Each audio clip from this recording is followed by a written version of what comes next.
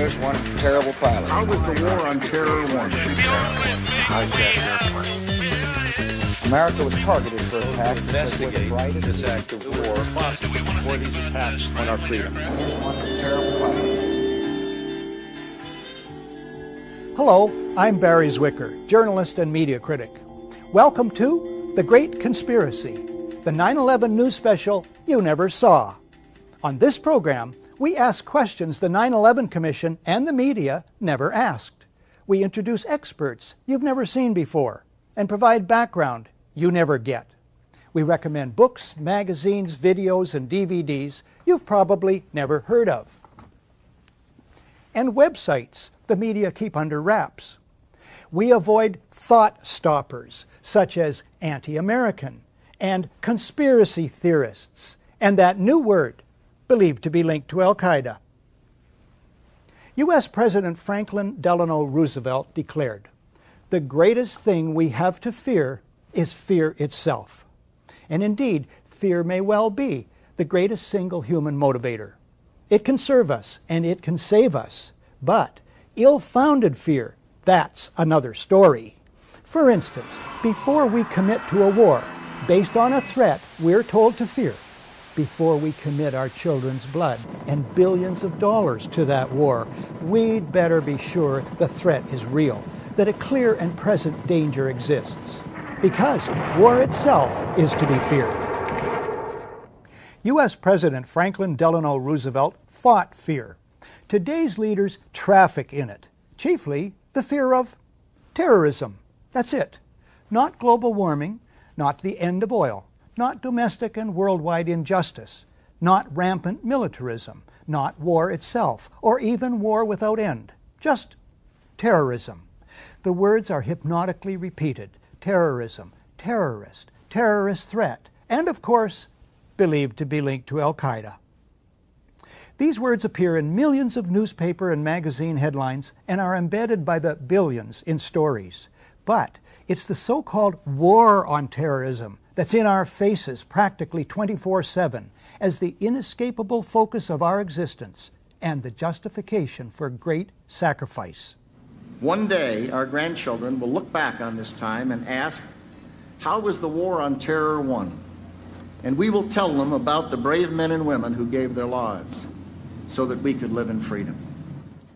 Some would have it that our support for this new quasi-religion, the so-called war on terrorism, is the measure of our commitment to country and civilization. This program explores interwoven fictions that make up the fabric of the so-called war on terrorism. It explores the promiscuous issuing of terror alerts. It explores the biggest secret and dirtiest deception of all, bloody terrorist events carried out not by foreign but by our governments to trick the public into supporting war and police state agendas. We explore in particular the radioactive core of today's terrorist hysteria, namely the official story of 9/11, the overarching fiction and crime and cover-up of our time. Before you see this program, or after you do, there may well be another state-sponsored dirty deception. If there is, and if the information in this program helps you to see it for what it is, it will have been worthwhile. The sacred text at the heart of the so-called war on terrorism is the official narrative of what happened on September 11th, 2001, namely that the whole of U.S. intelligence, civil aviation, military, and the political apparatus is caught completely off guard by one evil man and his small network of co-conspirators. America was targeted for attack because we're the brightest beacon for freedom and opportunity in the world, and no one will keep that light from shining. That provides ready-made, easy-to-hate villains and their motives. They hate our freedoms, George Bush repeats over and over. But the official story just doesn't make sense, as we will show. It's exploited as planned by its creators, the government. But final responsibility for the unbelievable story living on to the extent it does in the public mind lies with the vast majority of my colleagues in the mainstream media. If they ever start to do their job properly and examine it skeptically, the official story will crumble into dust finer than that of the Twin Towers. Now, absolutely no one disagrees that 9/11 was a conspiracy. Conspiracy is at the heart of the official story, after all. A conspiracy perpetrated, allegedly, by Osama bin Laden. But what if the conspiracy were hatched not in a cave in Afghanistan, but in Washington, D.C., at the highest levels of the U.S. government? What if the public found out the official story is a big lie? How might that change plans for endless war? There are other paths to true security and lasting peace. The first step on those paths is to expose the official 9/11 story for what it is, a contrived fiction, and then to demand a true accounting of what happened on 9/11 and who was behind the events of that day. Terrorism has been with us for a long time. It tends to be the last resort of the powerless, suffering under acute injustice, and as such, one person's terrorist is seen by another as a freedom fighter. This is what Noam Chomsky calls retail terrorism, that carried out by angry or paid individuals. But then there's wholesale terrorism, that carried out by states. Robert Jensen writes in the Houston Chronicle, "For more than 5 decades, throughout the Third World, the United States has deliberately targeted civilians or engaged in violence so indiscriminate that there is no other way to understand it except as terrorism. And it has supported similar acts of terrorism by client states." He could have reached back further. In his new book, The American Empire and the Fourth World, Anthony J. Hall, according to one reviewer, connects the unspeakable crimes visited upon indigenous people since the conquest by Columbus in 1492 to today's so-called war on terror. According to Hall himself, the imagery of terrorism has replaced that of savagery and then communism as the main explanatory catch-all to describe the real, illusory, or manufactured enemies of the American way of life. So, on one side, ours, the use of terror either is not admitted or is simply defined as not terror. And the other side's terror is defined as the only kind of terror. Terror then needs to be put into perspective. Perspective, writes Lawrence Martin, former Washington correspondent for the Globe and Mail, is a ghost in American journalism. Last year, acts of terrorism killed 300 to 400 people, ranking it so far down the list of dangers that it is barely visible. He might have added that 300 is the number of Americans struck by lightning each year. Another note about appearance and reality. The vast majority of people arrested as terrorism suspects are released without charges being laid. It's the arrest stories with those Arab names and pictures that remain in the public mind as reality. Isn't there a pattern of state-sponsored, media-abetted deception here? But the dirtiest secret about terrorism is also by far the largest. Many spectacular acts of terrorism are fearsome fakeries carried out by cabals within governments, and I mean our own governments. The gold standard is the attack on one's own country to mobilize public opinion for power, political gain, and profit.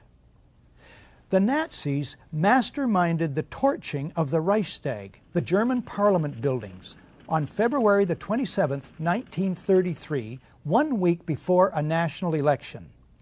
That they did so is historical fact, portrayed best in William L. Shirer's masterpiece, The Rise and Fall of the Third Reich.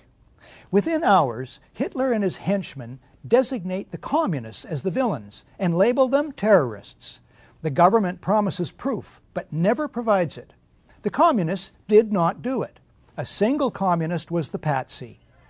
The big lie of who torched the Reichstag is used by Hitler to sow fear. He bullies the German president to sign a decree suspending 7 main articles of the German Constitution.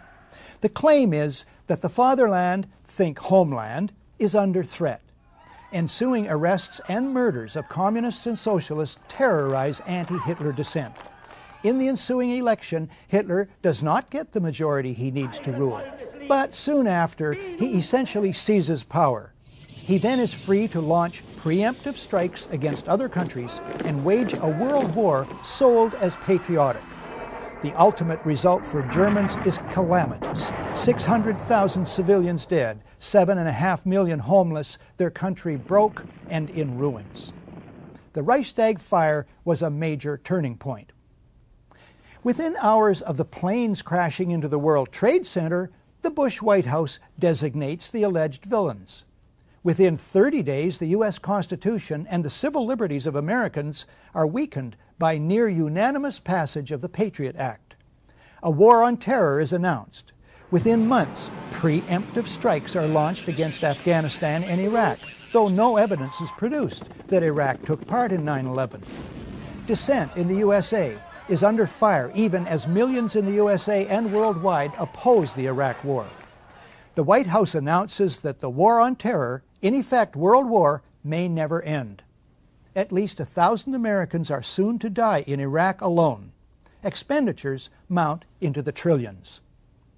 The so-called war on terrorism justifies the mounting deaths of U.S. soldiers and civilians in Iraq and elsewhere, justifies the little publicized construction of giant new U.S. military bases overseas, and is the basis for the doctrine of preemptive war, contrary to international law and basic morality. It's responsible for grotesquely ballooning deficits to pay for all this, debts being passed on to coming generations, and plans for even more expenditures on terror-fighting bureaucracies. The so-called war on terror is cited as the ultimate basis for sharp increases in domestic spying and reduction in freedoms and civil liberties at home and attempts to criminalize dissent. All this because the official authorized truth is that foreign terrorists attacked the USA on 9/11.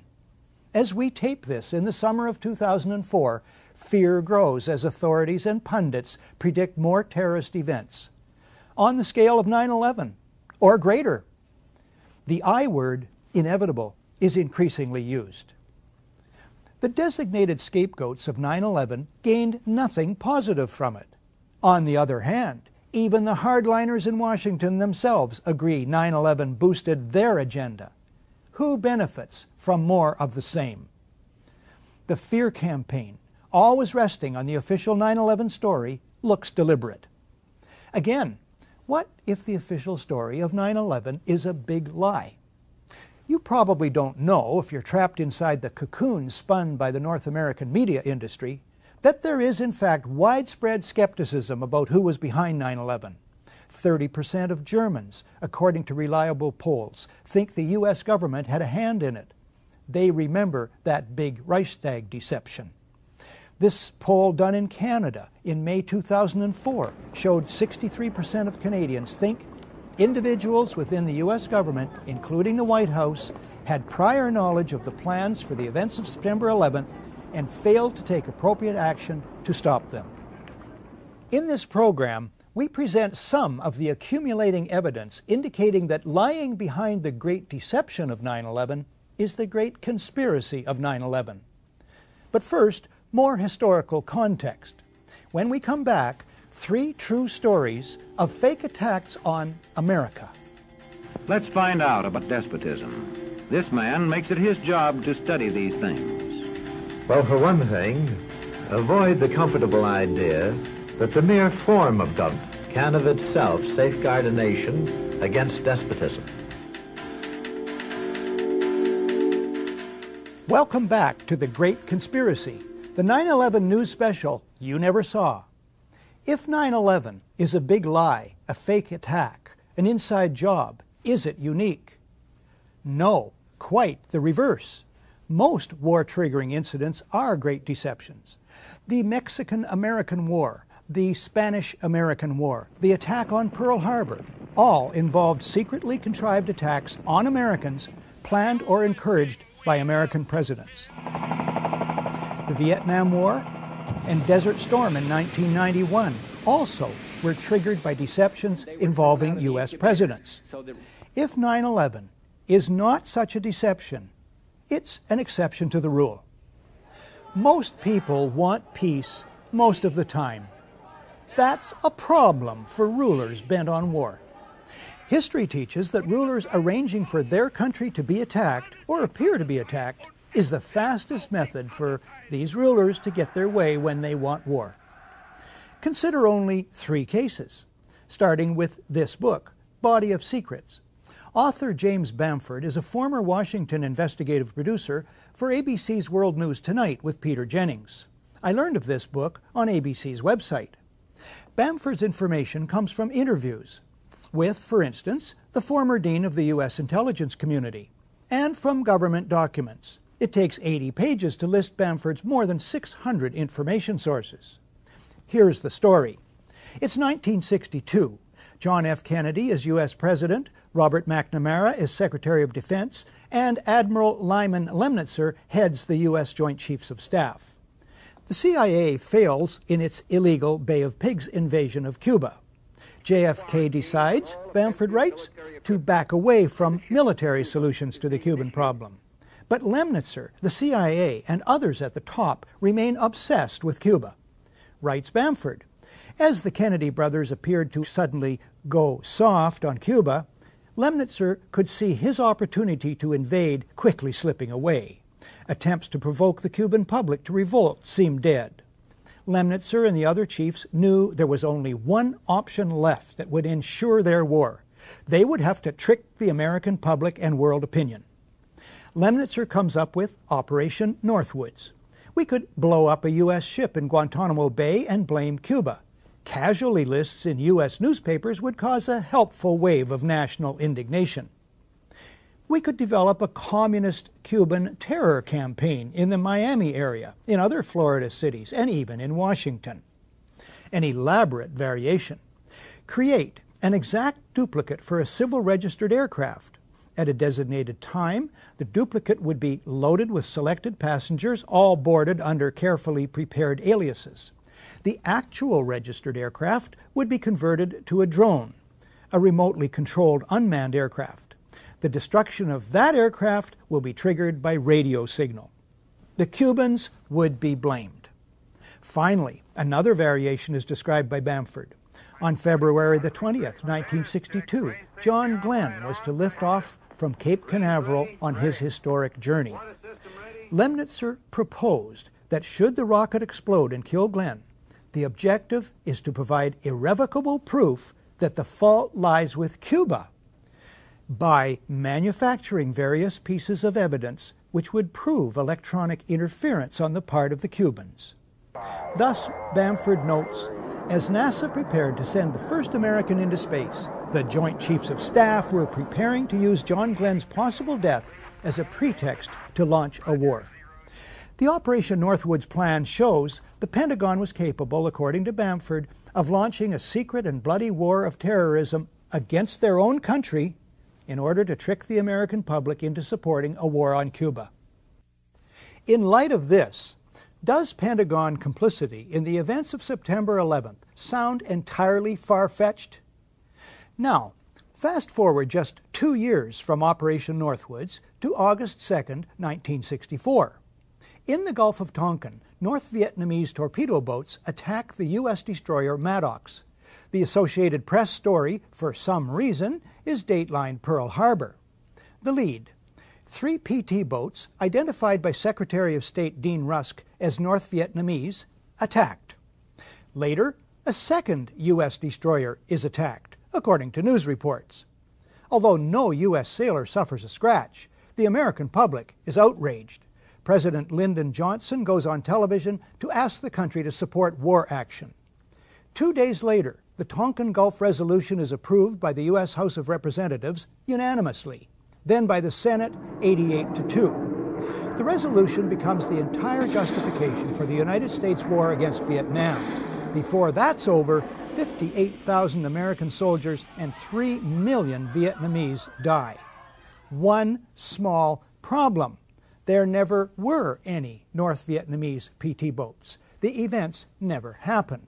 As Secretary of State Rusk, the President, and Defense Secretary Robert McNamara well know. They know because they planned the entire deception. One source for this is former Admiral James Stockdale in his book, In Love and War. On the night in question, Stockdale is at the controls of a fighter jet, flying cover for the two destroyers. He sees nothing. Another source is Ben Bradley, much respected former managing editor of the Washington Post. Bradley, in a public lecture in England in April 1987, states, "The facts behind this critically important resolution were quite simply lies." Fast forward again to August 2nd, 1990. Iraq attacks Kuwait, claiming the Kuwaitis are slant drilling into Iraq's oil fields.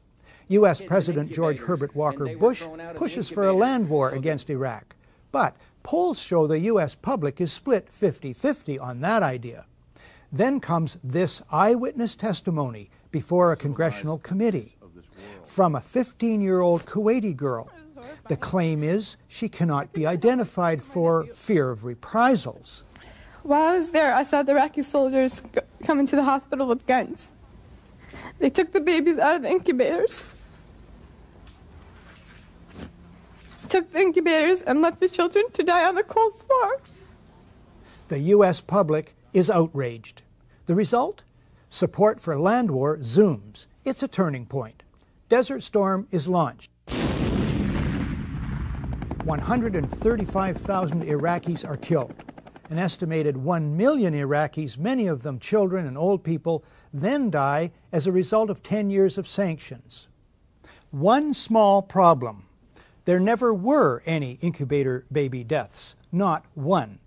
The Canadian Broadcasting Corporation's investigative flagship program, The Fifth Estate, reveals the girl to be the Kuwaiti ambassador's daughter, given her lines and coached in acting by the giant American PR firm Hill & Knowlton. It's one phase in a $10 million joint U.S.-Kuwaiti campaign of deception. This man is lying. I myself buried 14 newborn babies that had been taken from their incubators. This man is lying. And they had kids in incubators, and they were thrown out of the incubators so that Kuwait could be systematically dismantled. There were a lot of people who participated in a conspiracy. Yes, an out-and-out conspiracy of fake organizations, false documents, fraud, and disinformation. So, if a new man named Bush is in the White House and helps engineer a brazen deception in order to achieve global geopolitical goals as well as domestic and personal ones, it wouldn't be a first, would it? After a short break, a detailed look at the events of September 11th, 2001. Today, democracy can ebb away in communities whose citizens allow power to become concentrated in the hands of bosses. What I say goes, see? I'm the law around here. The test of despotic power is that it can disregard the will of the people. Welcome back to The Great Conspiracy, the 9/11 news special you never saw. The events of 9/11 begin with aircraft going wildly off course. Incredibly, despite radar tracking for almost 2 hours, the whole of the mighty U.S. Air Force goes AWOL that morning. It's a mind-bending anomaly. Not a single U.S. Air Force interceptor turns a wheel until it's too late. There are no jets at all. It's a matter of historical record. That could happen only two ways.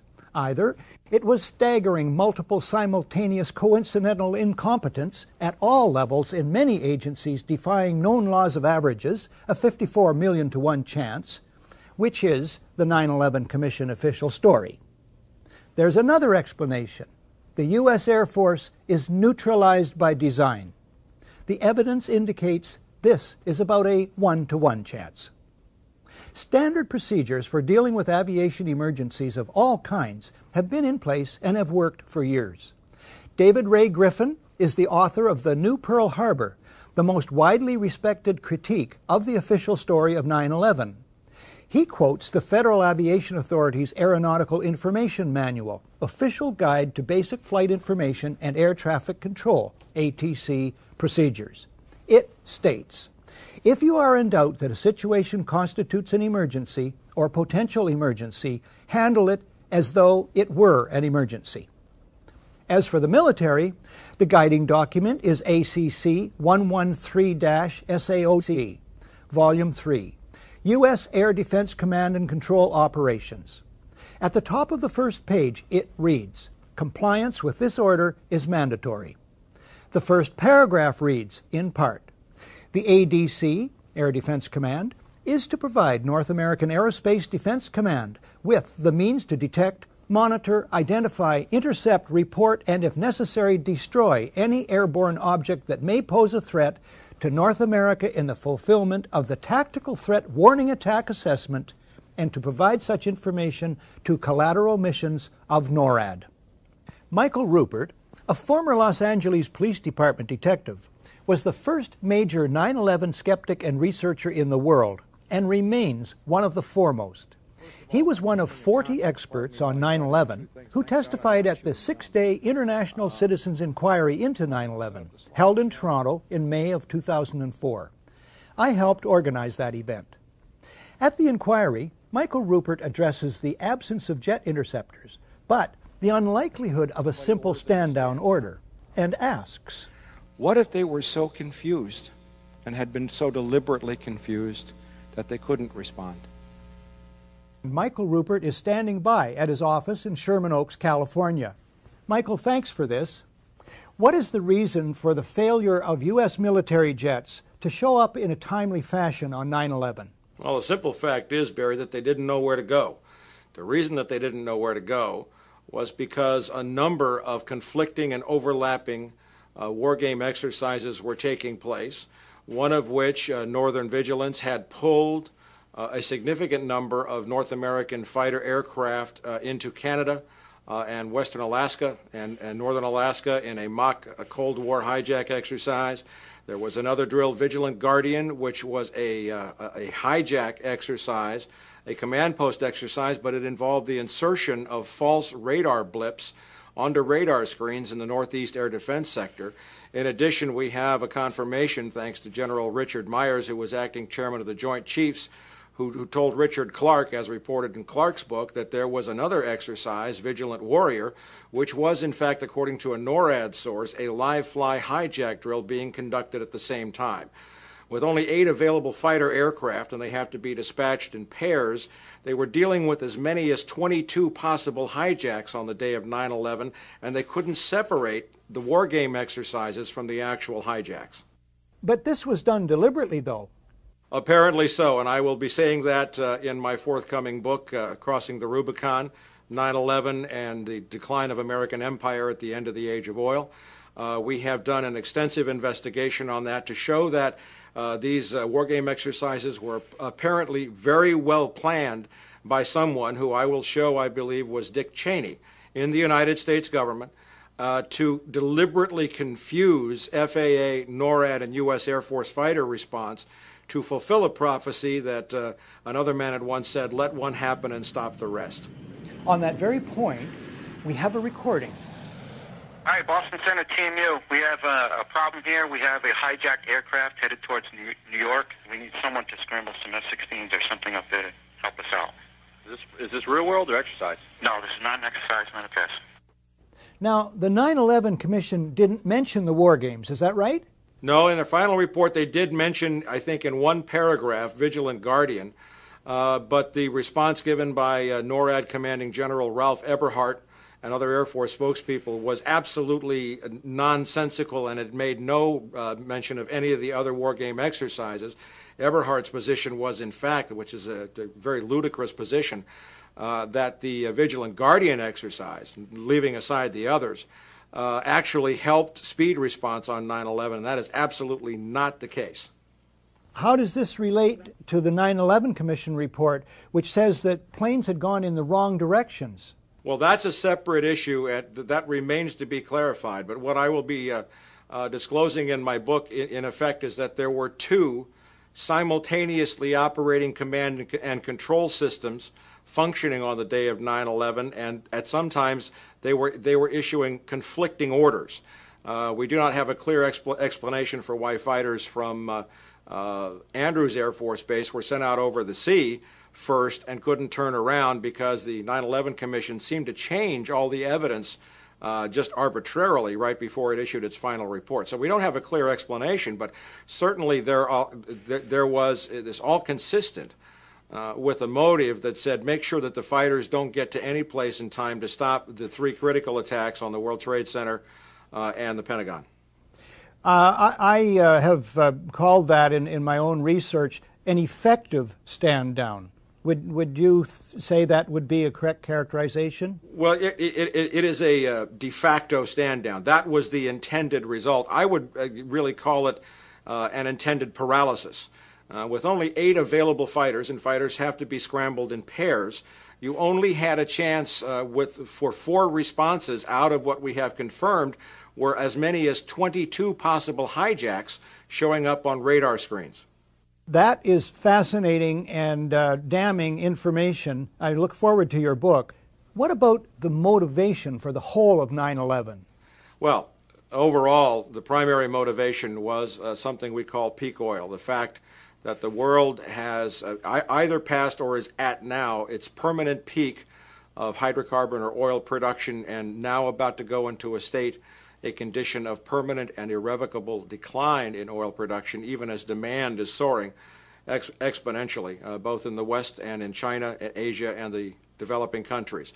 This has set off what we at From the Wilderness, and certainly in my book, we will describe as a very bitter sequence of conflicts, as Dick Cheney told us, in the war that will not end in our lifetimes, to secure the last remaining oil reserves on the planet.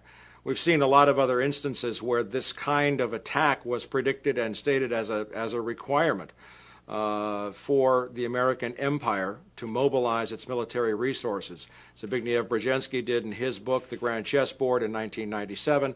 The Project for a New American Century called for a new Pearl Harbor in 1992.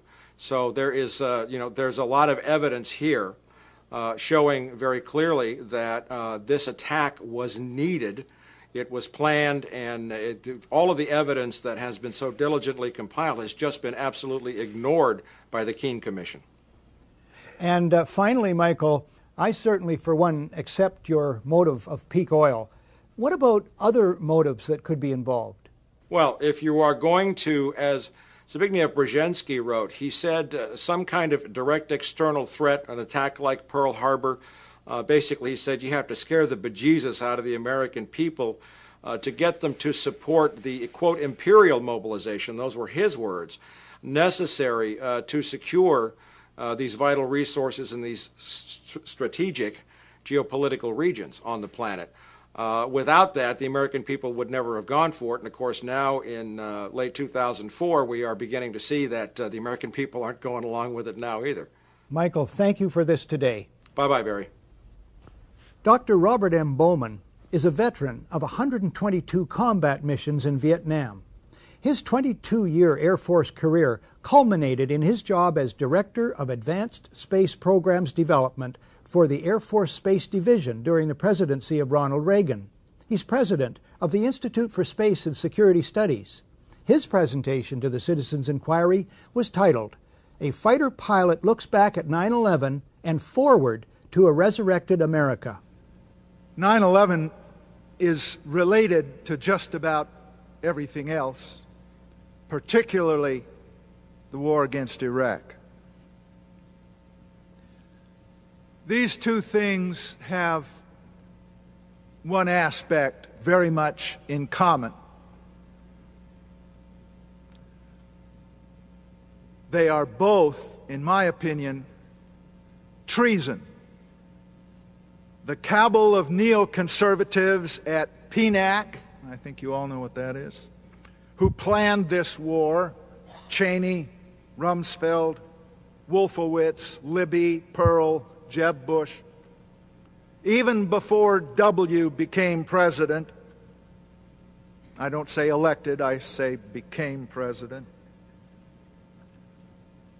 this cabal knew the American people would not stand for a war against Iraq, unless there was, as they put it in their own document, a new Pearl Harbor.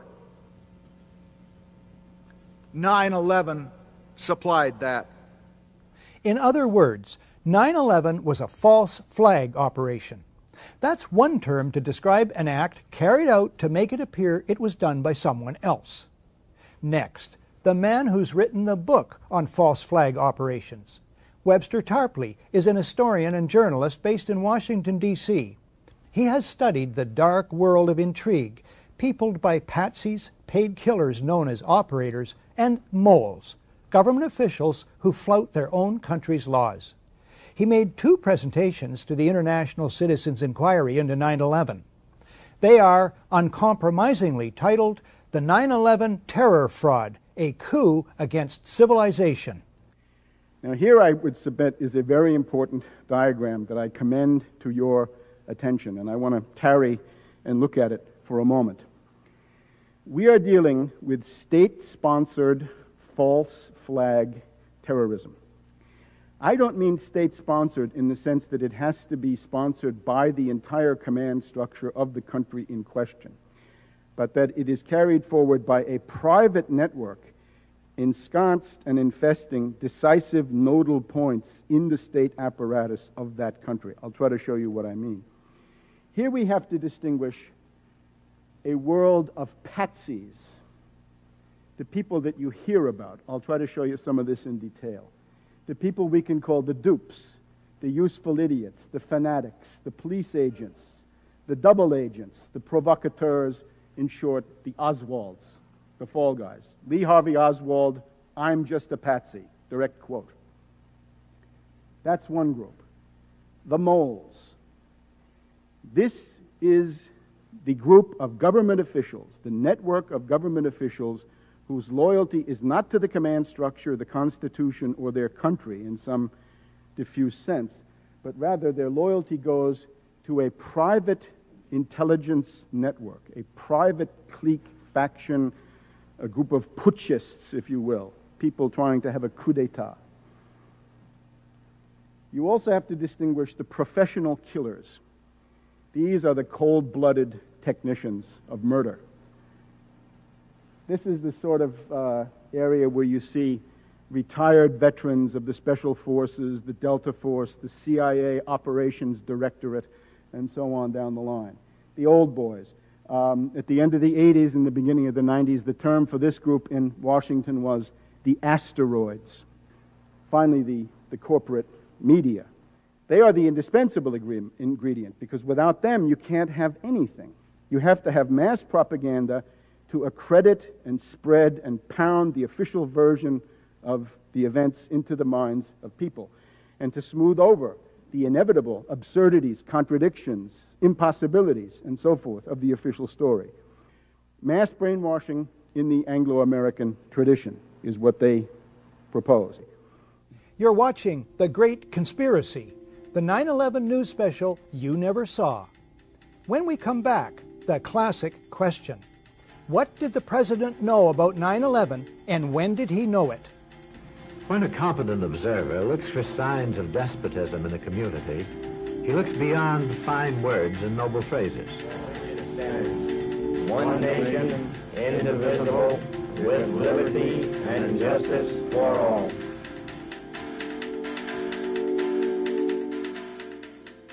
Welcome back to The Great Conspiracy, the 9/11 news special you never saw. What did George Bush know about the events of 9/11, and when did he know them? I'm not asking what George Bush, or Bill Clinton for that matter, knows or should have known in the weeks or years before based on this or that so-called intelligence report that he sees or should have seen about vague or not so vague alleged terrorist threats. No, my questions are much more restricted. I'm asking what specific advance information George W. Bush has about the first plane hitting the World Trade Center before it strikes. How does he get that information, and from whom? Why does he act as if he has far less information than the record shows he must have had? Initial news reports show the president informed of the gravity of the situation that morning. That famous whisper in the ear must be put into context. It takes place at 9:05. That's 1 hour and 5 minutes after the first hijacking, 45 minutes after the FAA is aware of multiple errant airliners, 20 minutes after the first aircraft smashes into the Trade Center, 18 minutes after CNN breaks into regular programming. In other words, a torrent of hot water churns under the bridge before whisper time. Researchers Jared Israel and Ilarion Bykov of EmperorsClothes.com write shortly after 9/11. The President of the United States travels with an entire staff, including the Secret Service, which is responsible for his safety. The members of this support team have the best communications equipment in the world. They maintain contact with, or can easily reach, Bush's cabinet, the National Military Command Center in the Pentagon, the FAA. Information concerning these alarming events must be shared with the President by his staff, otherwise they would be derelict in their duties. Not surprising then, this report by ABC's John Cochran, traveling with the President, here speaking to Peter Jennings, not long after the President left his hotel. Peter, as you know, the President is down in Florida talking about education. He got out of his hotel suite this morning, was about to leave. Reporters saw the White House Chief of Staff, Andy Card, whisper into his ear. The reporter said to the President, "Do you know what's going on in New York?" He said he did, and he said he will have something about it later. His first event is in about half an hour at an elementary school in Sarasota, Florida. Something is very odd about the President's behavior. The President is aware, by his own words, that something serious is happening in New York. He additionally has to be aware of a great deal more about the situation. You have John Ashcroft later in the day at a press conference. Immediately after the first report of a plane crashing into the World Trade Towers, numerous federal agencies coordinating with the White House mobilized their resources. You have Vice President Dick Cheney, September 16th on NBC's Meet the Press. He tells host Tim Russert, the Secret Service has an arrangement with the FAA. They had open lines after the World Trade Center was... Then he stops himself. You have Laura Brown of the FAA. She attends hearings of the 9/11 Commission that bear on the aviation aspects of the day.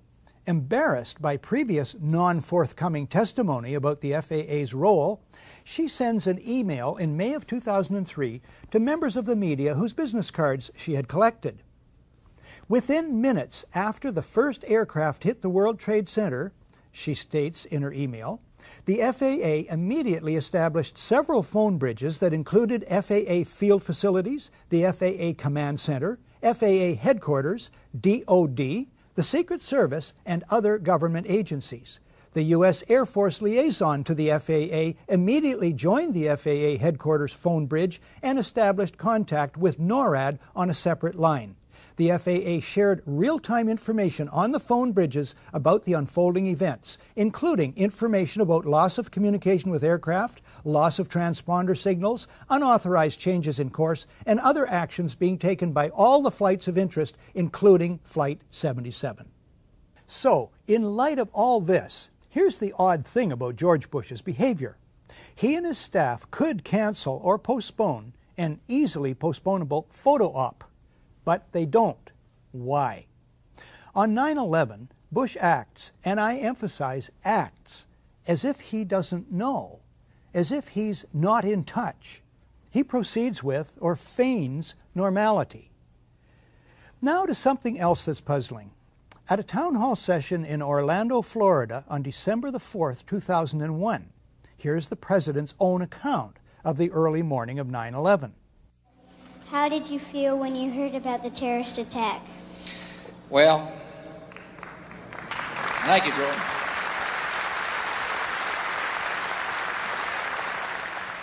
Well, Jordan, you're not going to believe what state I was in when I heard about the terrorist attack. I was in Florida. And my chief of staff, Andy Card, well, actually, I was in a classroom talking about a reading program that works. And I was sitting outside the classroom waiting to go in, and I saw an airplane hit the tower the TV was obviously on. The president tells us he sees, on an ordinary TV set outside a school classroom, the first plane hit the World Trade Center. He gives the oddly reinforcing detail that, quote, the TV was obviously on, unquote. He continues. I used to fly myself, and I said, well, there's one terrible pilot. And I said it must have been a horrible accident. But I was whisked off there. I didn't have much time to think about it. Didn't have time to think about it. As if his being told, time to meet the kids, Mr. President, stops all his thought processes concerning the remarkable image of what he's told us he's just seen on an ordinary TV, on top of all his knowledge of the unprecedented situation from earlier in the morning. But anyway, could George Bush have seen on ordinary TV the first plane hit the World Trade Center? No, he could not have. The footage of that first strike only shows up on television the next day, September the 12th, 2001. It was taken by a French documentary crew that happened to be in downtown New York.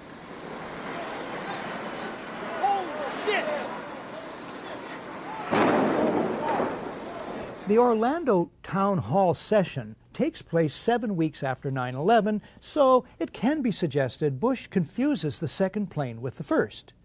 But how to explain this? We've all seen Andy Card do that.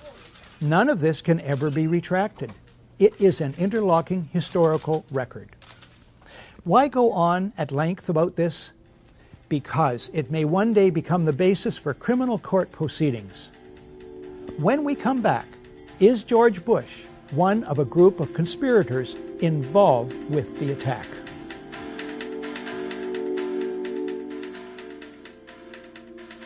Welcome back to The Great Conspiracy, the 9/11 news special you never saw. George Bush is very convincing that he saw the first plane strike the World Trade Center the morning of 9/11 on regular TV. He provides supporting details, has repeated the story, and never retracted it. It has run on the White House website. Since he cannot have seen it on regular TV as he claims, it is not unreasonable to conclude that he sees the first plane on private, closed-circuit TV earlier that morning or in a private holding room later. Either way, I submit this could mean that someone had to arrange for cameras to be positioned and rolling to record the first plane strike. Those involved had to know precisely that the first plane was in the air, where and when the plane would hit. In other words, people closely associated with the President of the United States had very specific prior knowledge of the existence of the first plane, its destination, and its purpose. More clues. Bush's itinerary is well known. There are plenty of live news media reports concerning the President's whereabouts from the time he gets up that morning in his hotel until the time he arrives at Booker Elementary School, and how long it will take him to get there. Remember ABC's John Cochran and the half hour? Yet, the Secret Service, for at least a full half hour after he is notified that America is under attack, takes no steps to remove the President to safety. What happens instead? This footage also appears in Michael Moore's film Fahrenheit 9/11. No one claims this footage is doctored. The President continues reading a story about a pet goat for at least 7 minutes. One columnist absurdly suggests that the President doesn't want to alarm the children. But could the President not have said, "Kids, I'm sorry, I have to excuse myself. There's some important business I have to attend to. You just carry on with your reading, you hear?" Any reasonable analysis suggests that the President and his handlers share sufficient real-time and prior knowledge of the unprecedented events of that day. The public record shows the President and his associates fail to act appropriately, that they in fact create a fiction and play act their assigned roles. This evidence alone constitutes grounds for proceeding with an indictment on charges of conspiracy to commit treason. But if, let's be dogged here, if the official story is true, and an astoundingly successful sneak attack from diabolical Muslims caught America totally off guard, then the White House surely must be highly motivated to turn heaven and earth, to use one of their own favorite cliches, to investigate the events of that day as quickly and thoroughly as possible. The White House must rush to appoint a respected chairman and commissioners, give them the widest powers to call witnesses, spare no expense. Except for the Reichstag fire, that's how it's usually done. 6 days after the sinking of the Titanic, a chairman is appointed to head an investigation. 9 days after Pearl Harbor, the first of 4 investigative commissions is struck. The JFK assassination, the Challenger disaster, 7 days each. How many days after 9/11 is it that President Bush named someone to head an investigation? This commission has been charged with a crucial task. Call it foot dragging. And then, who does Bush appoint? He appoints Henry Kissinger. Naming Kissinger sets a new standard for cynicism, or for being out of touch, or both. A New York Times editorial suggests the choice was to contain an investigation the White House long opposed. But Kissinger at least is an expert on the date September 11th. It was on that day in 1973 that the CIA-assisted overthrow of the democratically elected government of Chile takes place, masterminded by Kissinger for Richard Nixon. President Salvador Allende is murdered. In his 2001 book, The Trial of Henry Kissinger, Christopher Hitchens notes Kissinger as a crucial figure at all stages of this crime and cover-up. Now, this is in reference to a bloody and unnecessary Kissinger-driven episode in Indochina, which cost the lives of 64 U.S. servicemen. But it also sums up Kissinger's role in the bloody Chilean operation.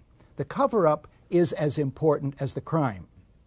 The White House tries to install Kissinger, an expert at cover-ups, to head the 9/11 investigation. After a universal backlash, Kissinger backs off. Bush then names, it's 431 days now, Thomas Kean and Lee Hamilton as co-chairmen. Kean's Azerbaijan oil connections and other conflicts of interest should make him ineligible from the outset.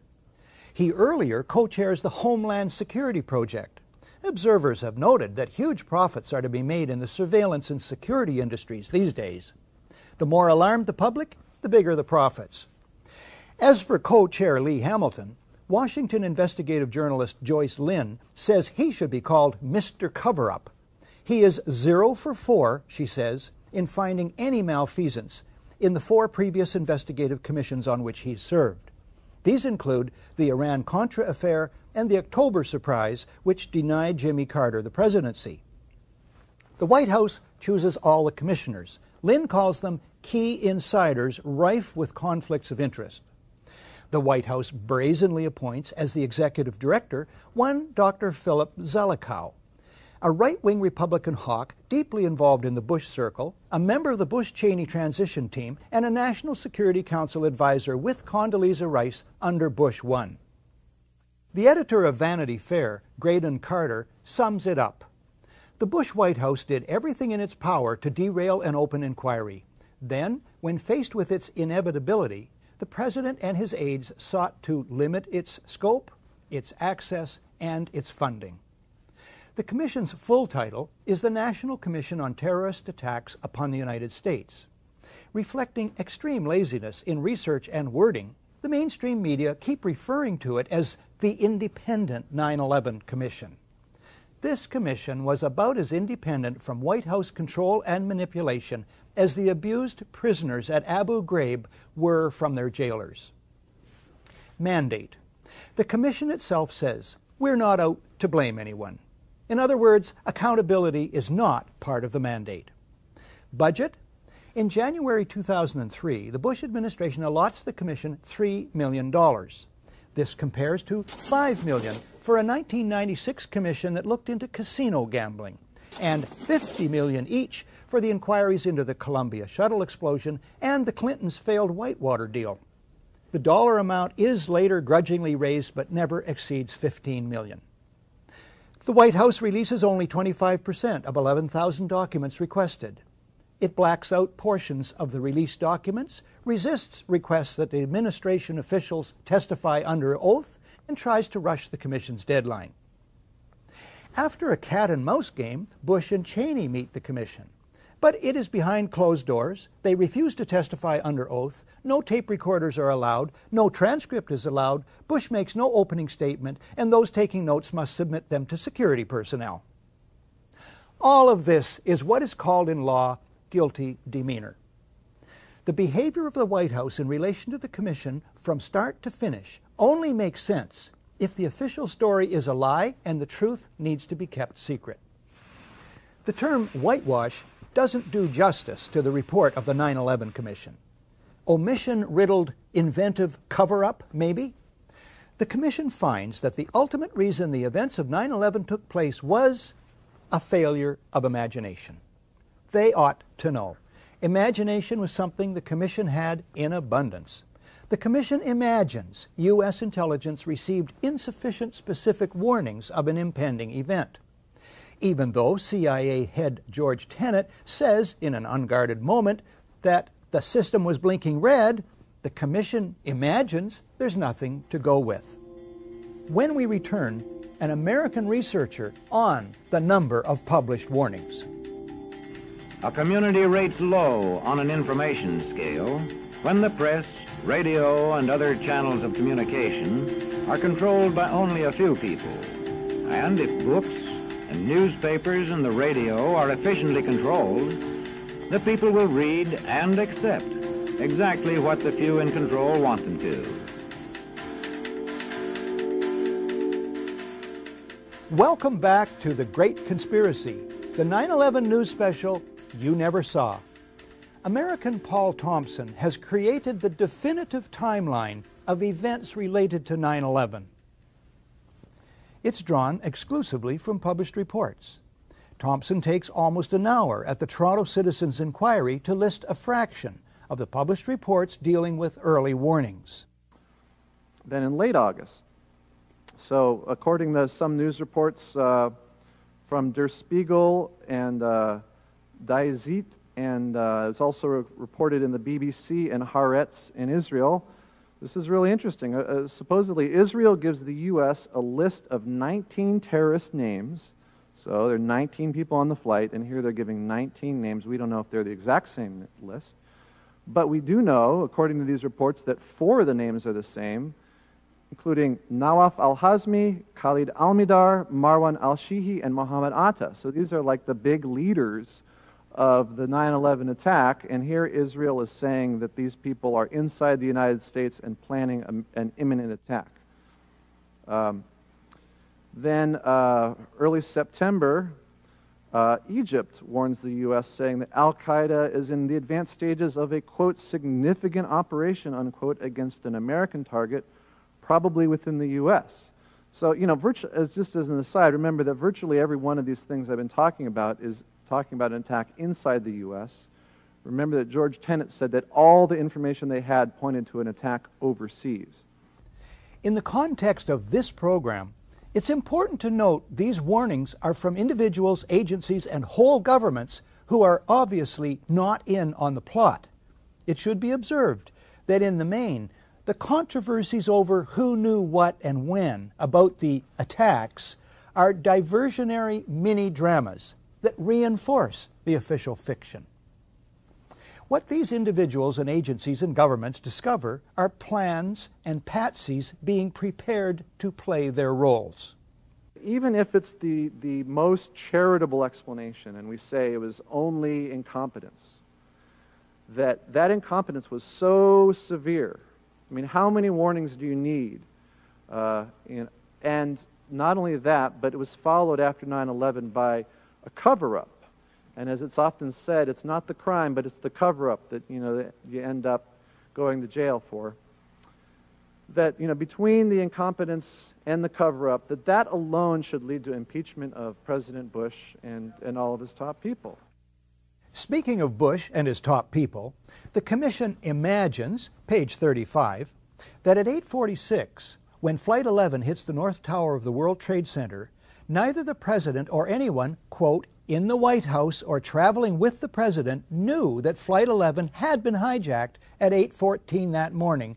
Wrong. The Commission imagines, page 39, that as late as 9:30, quote, no one in the President's traveling party had any information that other aircraft were hijacked or missing. Wrong. The Commission imagines it can get away with such claims, even though millions of people saw TV news reports about the hijackings on CNN beginning at 8:48. The 9/11 Commission fails to ask many, many questions. Why, for instance, was protective cover not provided for Air Force One? The Commission makes no mention of the extensive connections between the Bush and bin Laden families. The Commission imagines, and it's utterly right, that the media will fail spectacularly in their duty to notice these and other glaring omissions. The Commission counts on the media failing to be skeptical or to ask probing questions. As columnist Lawrence Martin puts it, you would think that given the presidential record of duplicity, Bill Clinton on Monica, Ronald Reagan on Iran-Contra, Richard Nixon on Watergate, Lyndon Johnson on the Gulf of Tonkin, John Kennedy on the Missile Gap, that journalists might catch on one day, not in America. Martin adds, if media buttons weren't so easy to push, it's a safe bet that the terrorism threat wouldn't get half the airtime. Well, half the airtime would still be billions of hours. The Commission imagines, and it's right again, that the New York Times will devote pages and pages of coverage to the Commission's report without batting an eye at the shortcomings dealt with in this program. Subsequently, scores of New York Times stories quote the findings of the 9/11 Commission as dependable truth on anything to do with 9/11. The Commission imagines, and it's right on the money, that TV networks will air without question and newspapers publish without question this alleged exchange on 9/11 between the FAA's Herndon Command Center and FAA headquarters. I call it the report. Do we want to think about scrambling aircraft? Oh, God, I don't know. That's a decision somebody's going to have to make probably in the next 10 minutes. Can we hold it right there? Imagine anyone, say yourself, learning of a major emergency. A neighbor calls to tell you your house is on fire. And you say, yeah, somebody's going to have to make a decision about that in probably 10 minutes. The fact is that on the morning of 9/11, there's a good chance that you leaped into action. Millions of ordinary people did. They call family and friends to turn on the TV. Many, I was one, try to get through to loved ones in New York. We find the phone system down. We call others to see if they'd gotten through. And they call us. But at FAA headquarters? Everybody just left the room. Yes, sir. I've noticed that. When there's a really big emergency, such as we have with the report here, key people just walk out of the room with fishing rods. When we come back, comments about the FAA and the 9/11 Commission report from David Ray Griffin, author of the book The New Pearl Harbor, Disturbing Questions About the Bush Administration and 9/11.